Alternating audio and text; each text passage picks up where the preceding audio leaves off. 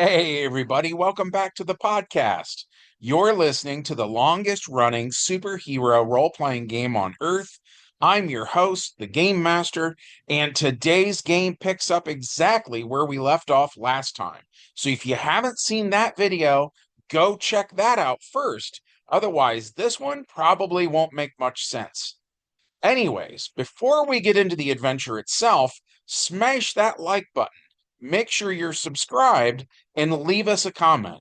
That helps us out with the YouTube algorithm, but also we love hearing from you guys. We've got an awesome community here, and it's all thanks to you. So thank you so much for being here. So, all that said, let's dive in. The prologue to today's story takes place not far from the New York coastline. Deep below the churning waters, a Decepticon unlike any other, the gargantuan warship called Tidal Wave, lies drained of power, a sleeping giant beneath the sea. Inside that iron leviathan, ambition brews. Skystalker, a Decepticon with delusions of grandeur, dreams of ruling his kind, and he's claimed Tidal Wave as his base of operations. A while back, a Decepticon desperado called Hog Wild made off with advanced cloning tech. Now, Skystalker has put that to good use, crafting three loyal Decepticons, which he refers to as the Viacons. Previously, Earth's brightest brains, Reed Richards II and Tony Stark, opened doorways across the cosmos with a network of stargates. But while the world cheered, Skystalker schemed. He sicked his Viacons on the project, targeting the power core that kept the gates alive, the very energy that Tidal Wave craved. Ah, but fate had other plans. Who should swing into the fray but your friendly neighborhood Spider-Man himself? Against three Viacons, the odds were stacked high. But at last, even our wall-crawling wonder had to make a tactical retreat. Defeated but never beaten, the wall crawler made his escape. Yet, in that final instance, he tagged a Viacon with a spider tracer, the invisible thread that would lead him back into the heart of the Decepticon's dark designs.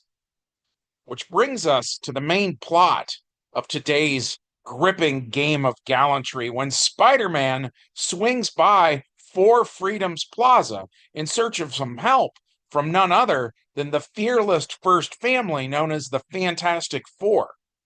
With a thwip of his webbing, Spider Man swung through the air, landing squarely on the window of the Fantastic headquarters. The ever watchful blue eyed thing noticed at once and killed the perimeter alarm. Well, well, looks like we got another bug on our windshield. Hey, Flame Brain, we got a house guest. Johnny Storm, catching sight of his old friend Peter, flew over, flames flickering around him, and he popped the window open. Hey, Webhead, long time no see.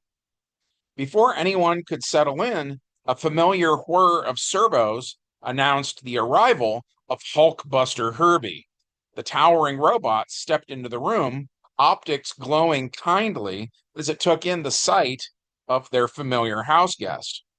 Hello, Spider-Man, Herbie said, voice smooth and cheerful. Is everything under control, or do you require some form of assistance? Built by Reed Richards to help raise his family, Herbie has spent decades learning just how human a robot could be, and it showed. Spider-Man quickly brought the Fantastic Four up to speed. The Viacons had made off with the Stargate's power source, and when he followed the signal of the homing device he had planted on them, it led him straight to the ocean. So Spider-Man asks kind of a touchy question. He says, so Sue knows Namor, right? Spidey had heard rumors, and apparently the Fantastic Four have heard this particular urban legend all too often. The Thing growled, Hey, Bug Brain, Susie Q don't know Namor as well as you must think. Johnny Storm also shot Peter a fiery glare. That's right, Pete. Forget that old celebrity gossip. It was always a load of crap. H.E.R.B.I.E's optics glowed warmly. Indeed, we should be concentrating on the task at hand. Sue herself entered quietly, a faint look of exasperation on her face, though her voice remained calm and measured. She'd heard enough and was annoyed those old lies were still in circulation. Sue explained she had heard the intruder alert all the way over at the Baxter building, so she flew over right away in a force bubble. Spider-Man recounted every detail of the robot attack while Sue listened, her expression calm but focused. No need to call Namor, she said. My force fields will get us down there just fine. Johnny, however, was going to have to sit this one out. As soon as he flames on, he'd scorch through all the oxygen inside of Sue's force bubble. The Thing crossed his orange rocky arms and says, it looks like they're just going to be the Fantastic Three for this one. Spider-Man acts offended and says, what am I, chopped liver? H.E.R.B.I.E powered up the Fantasticar, and within mere minutes, he, Spider-Man, Invisible Woman, and the Thing were directly over the sunken Decepticon battleship. Sue concentrated using her force manipulation with practiced precision. Soon, each hero was encased in a durable layer of invisible armor. With a nod from Sue, they leapt from the Fantasticar, sinking silently through the water towards the ocean floor, fully protected by her powers. H.E.R.B.I.E flicked on his powerful searchlights, cutting through the dark ocean water. Slowly, the enormous silhouette of Tidal Wave emerged, a Decepticon battleship so massive that its internal doorways were big enough that it could be manned by mutant hunting sentinels. Spider-Man's jaw dropped.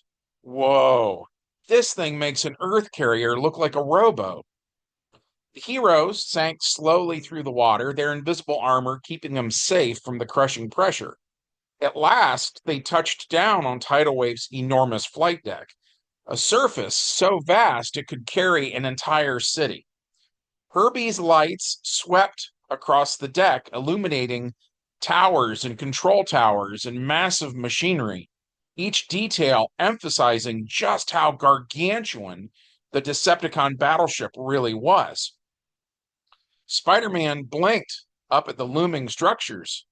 Okay, this thing isn't just big, it's insane.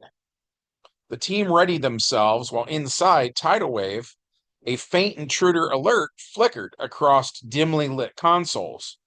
Skystalker's sensors glowed softly in the near dark, and he dispatched his 3 Viacons to investigate the intruders. The purple robots flew slowly through the watery corridors, moving with purpose towards their target, careful not to waste any of the ship's precious dwindling energy. We roll initiative, and the Viacons go last. Invisible Woman goes first, and according to her stats from TSR's old Marvel Superheroes role-playing game, she can erect multiple independent force fields at once. So, on Sue's turn, she draws inspiration from a Russian nesting doll by putting a second force field around every hero. That way, if their enemies pop the first bubble, there's a second bubble to keep the heroes safe. That eats up her entire turn, so then H.E.R.B.I.E gets to go. He attacks a Viacon, rolling a 4 and a 7, which hits, but does no damage. H.E.R.B.I.E needs to roll a 15 or better to hurt them. Spider-Man goes, and just as in last game, it's easy for him to hit, but it's hard for him to roll high enough to do damage. He does damage on an 18 or better on 2d10, which he doesn't get on this first round. Last but not least is the Thing, who, like H.E.R.B.I.E, needs a 15 or better to hurt them. So at the end of round 1, none of the heroes did a single point of damage. So then it's the Viacon's turn, and when they do hit, they tend to do 8 points of damage to the first bubble, the outer bubble that Sue erected, but none of that gets through the second bubble. If the Viacons manage to roll some doubles, that would change, and our heroes could be struck by the crushing depths of the Atlantic Ocean, but so far it hasn't happened. So then it's back to Herbie, who rolls a 9 and an 8, so he does 3 points of damage to one of the Viacons. Spider-Man rolls an 8 and a 2, which fails to hurt the bad guys, and the Thing rolls a 5 and a 4, which also fails. On the Viacon's turn, it's more of the same. Some good rolls, but nothing can get through 2 layers of force fields. And it went on like this for what felt like forever. So I'm going to skip forward some. Since the Viacons are more or less mindless drones, they fight until eventually, one by one, they are destroyed by the heroes. The Viacons are tough, but they do have hit points, and eventually the heroes beat on them until they are no more. After that, the heroes search Tidal Wave, but by the time they do, Skystalker is long gone.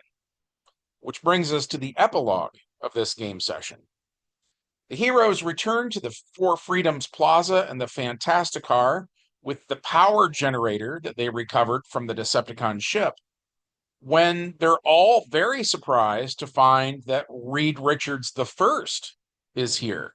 Not Reed II, who helped build the Stargate network, but his grandfather, Reed I. When last we saw him, he had wrapped himself around Galactus and then morphed his hands into gadgets that had the dimension travel power. Sue asked Reed where he's been, and Reed coldly states that he took Galactus to another universe and that he had a scientific duty to explore that strange new world.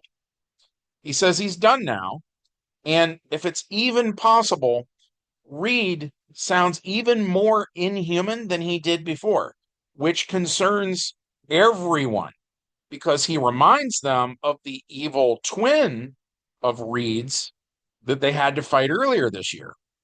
And it's Spider-Man who asks, how do we actually know that's Reed? And that was all the time we had for this game. We enjoyed playing this one. We hope you enjoyed hearing about it. If so, as always, we would love it if you took a brief moment of your time to smash that like button. Check to make sure you're still subscribed because YouTube loves to unsubscribe you and not tell you. And last but not least, leave us a comment. Let me know. Do you want me to go through what everybody rolled round by round? Do you just want to hear the story stuff? Give me feedback, and I will try to adjust accordingly on my end. But yeah, that's it for today. So from everybody here at the longest running superhero role-playing game on Earth, we hope you have a good one, and we'll see you in the next adventure. Bye.